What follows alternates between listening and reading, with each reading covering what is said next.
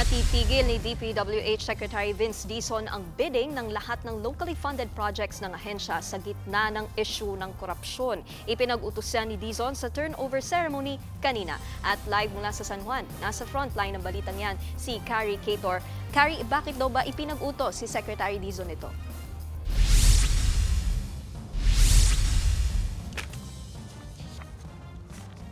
Nikki, ayon kay Public Works and Highways Secretary Vince Dizon, ito ay para ma-review raw nila ang mga proyekto at makagawa sila o makapaglagay sila ng safeguards laban sa ghost at substandard projects. Tatagal daw itong suspension ng 2 linggo. Kasabay niyan, humiling na rin daw si Dizon sa Justice Department ng Immigration Lookout Bulletin Order para sa mga sangkot sa kontrobersya sa flood control.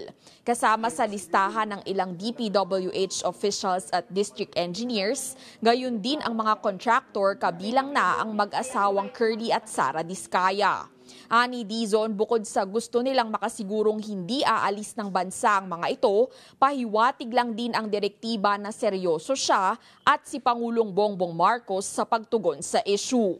Sabi pa nga niya, quote, hindi ito lokohan, unquote. Inaasahang mag-iinspeksyon din si Dizon ng flood control projects sa mga susunod na araw.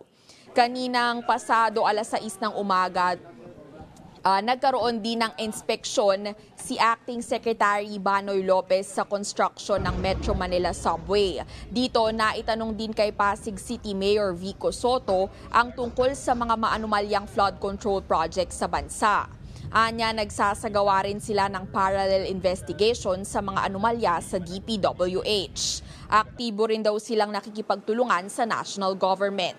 Giit ni Soto, hindi dapat hayaang lumipas at makalimutan na lang ang issue at managot ang mga dapat managot.